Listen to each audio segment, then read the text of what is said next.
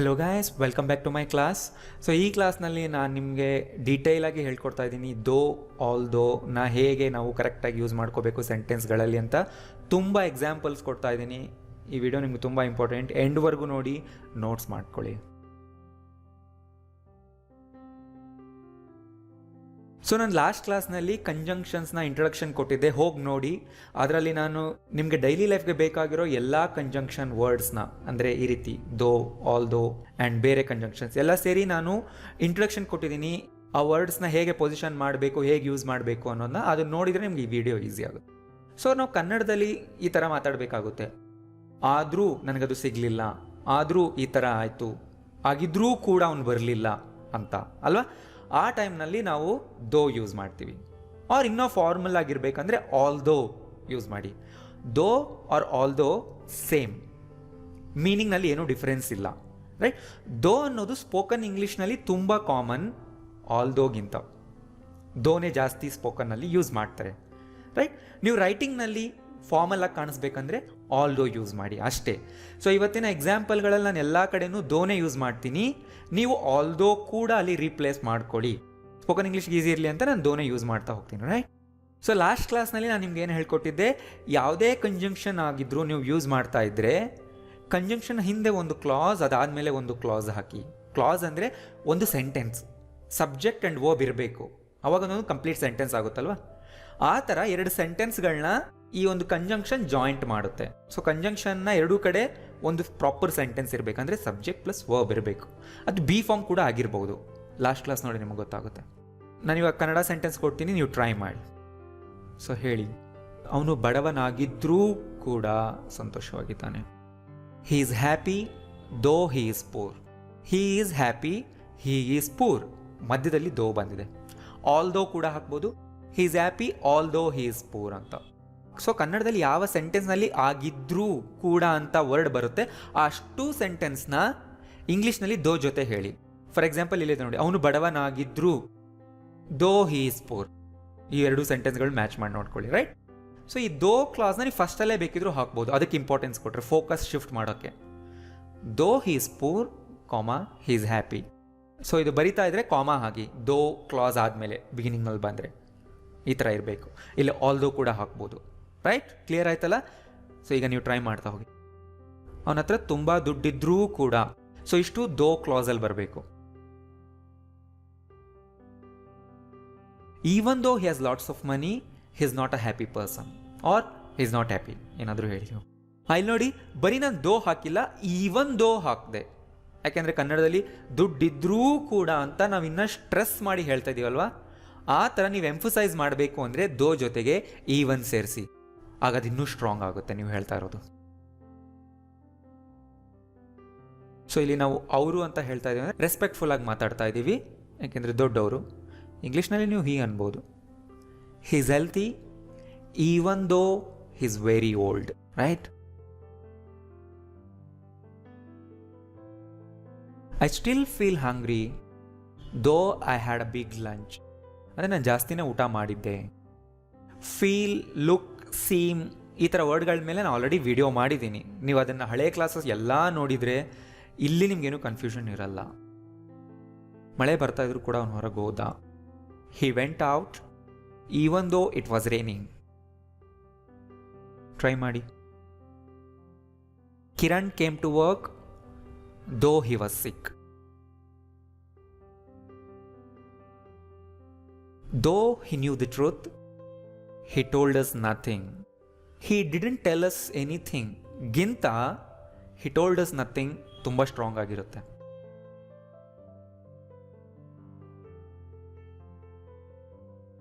Though he tried hard, nothing changed.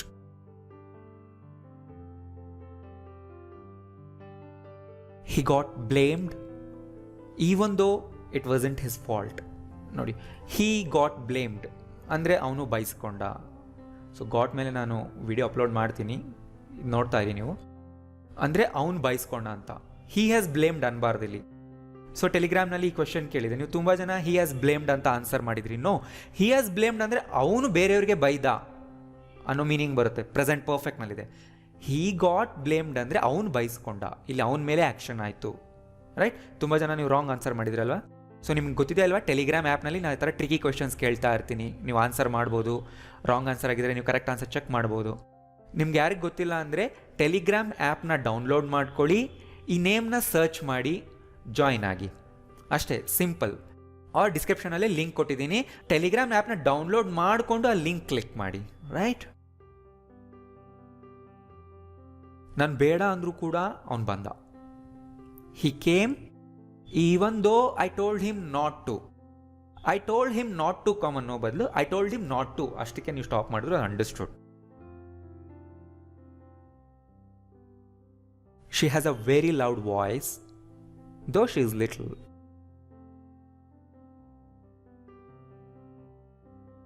She speaks Kannada well, though her native tongue is Hindi, or mother tongue is Hindi. I was late for work. So late ನ ಈ ಥರನೇ use ಮಾಡಬೇಕು. I was late or I got late. ಯಾಕೆಂದರೆ late ಅನ್ನೋದು adjective, ಇದನ್ನು adjective ಥರನೇ use ಮಾಡಬೇಕು. Though I left home early today. Even though she was busy, she came to see me. So ನಾ ಹೇಳಿದ್ನಲ್ಲ, ಈವನ್ ದೋ ಹಾಕಿದರೆ ತುಂಬ ಸ್ಟ್ರಾಂಗ್ ಆಗುತ್ತೆ. ಇಲ್ಲಿ ಈವನ್ ದೋ ಜಾಗದಲ್ಲಿ ಆಲ್ ದೋ ಹಾಕ್ಬೋದು, ಈವನ್ ಆಲ್ ದೋ ಅಂತ ಹೇಳಕ್ಕೆ ಬರಲ್ಲ, wrong. Though he's 40, he's still unmarried.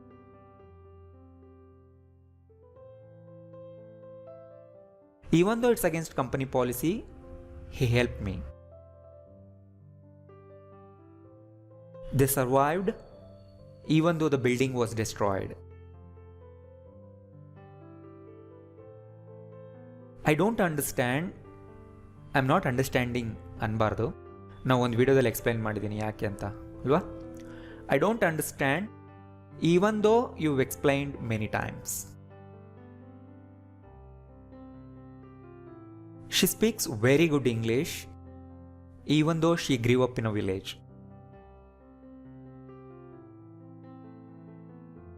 He's the best teacher even though he has the least experience.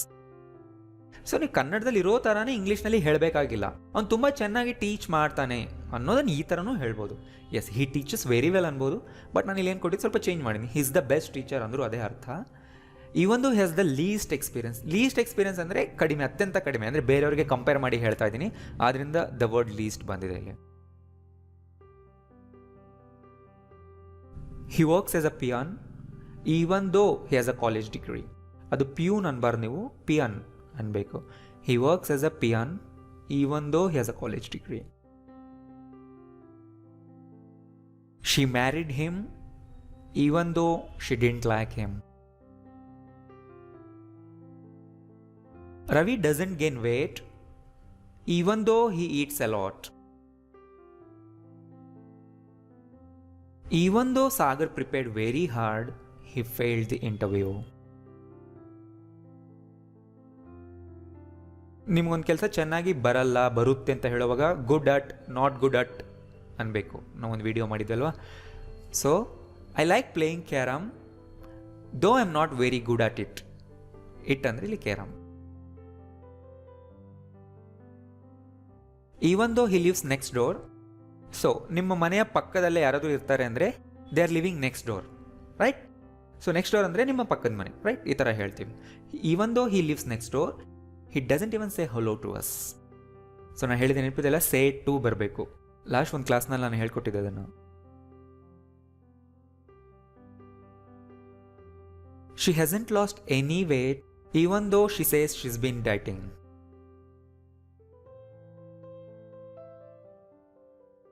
He doesn't quit even though his salary is a little lower than others. Others apostrophe ಬಂದಿದೆ, ಅಂದರೆ others ಸ್ಯಾಲ್ರಿನ ನಾನು ಇಷ್ಟಕ್ಕೆ stop ಮಾಡಿದ್ದೀನಿ. So apostrophe ಮೇಲೆ ಒಂದು video ಮಾಡಿದ್ದೆ, ನೀವು ನೋಡಿದರೆ ಅಪಾಸ್ಟ್ರಫಿನ ಡಿಫ್ರೆಂಟ್ ವೇಸ್ನಲ್ಲಿ ಯೂಸ್ ಮಾಡ್ಕೊಳ್ಳೋದನ್ನು ನಾನು ಹೇಳ್ಕೊಟ್ಟಿದ್ದೀನಿ. ಸೊ ನಿಮಗೆ ಬರೋವಂಥ ಎಲ್ಲ ಡೌಟ್ಸ್ಗಳ ಮೇಲೂ ಆಲ್ರೆಡಿ ಒಂದು ವಿಡಿಯೋ ಇದ್ದೇ ಇರುತ್ತೆ. ನೀವು ಕೆಳಗಡೆ ನನ್ನ ಚಾನಲ್ ನೇಮ್ ಕ್ಲಿಕ್ ಮಾಡಿ ಜಸ್ಟ್ ಸ್ಕ್ರೋಲ್ ಮಾಡ್ಕೊಂಡು ಹೋಗಿ, ಯಾವ ವಿಡಿಯೋ ಬೇಕೋ ಅದು ನೋಡಿ.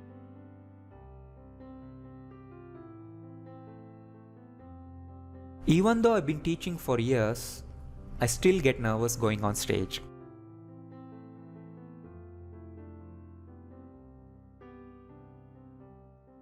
even though she studied in an English medium school, she isn't good at speaking English. Right? So ಗೊತ್ತಾಯ್ತಲ್ವಾ? ಏನಾದರೂ ಡೌಟ್ ಇದ್ದರೆ ಕೆಳಗಡೆ ಕಾಮೆಂಟ್ ಮಾಡಿ, ನಾನು ಆನ್ಸರ್ ಮಾಡ್ತೀನಿ. ವಿಡಿಯೋ ಕನ್ಫ್ಯೂಷನ್ ಇದ್ದರೆ ಇನ್ನೊಂದು ಸರಿ ನೋಡಿ, ಲಾಸ್ಟ್ ವೀಡಿಯೋನು ಇನ್ನೊಂದು ಸರಿ ನೋಡಿ, ಅರ್ಥ ಆಗುತ್ತೆ. ಆ್ಯಂಡ್ ನೋಟ್ಸ್ ಮಾಡ್ಕೊಳ್ಳಿ, ನಿಮ್ಮ ಓನ್ ಸೆಂಟೆನ್ಸ್ ಮಾಡಿ. ನಿಮ್ಮ ಓನ್ ಸೆಂಟೆನ್ಸ್ನ ಕೆಳಗಡೆ ಕಾಮೆಂಟ್ ಮಾಡಿ, ನಾನು ಚೆಕ್ ಮಾಡ್ತೀನಿ. ರೈಟ್? ಸೊ ಈ ವಿಡಿಯೋ ಇಷ್ಟ ಆಗಿದ್ರೆ ಲೈಕ್ ಮಾಡಿ, ಆ್ಯಂಡ್ ಪ್ಲೀಸ್ ಎಲ್ಲರಿಗೂ ಶೇರ್ ಮಾಡಿ. Thank you.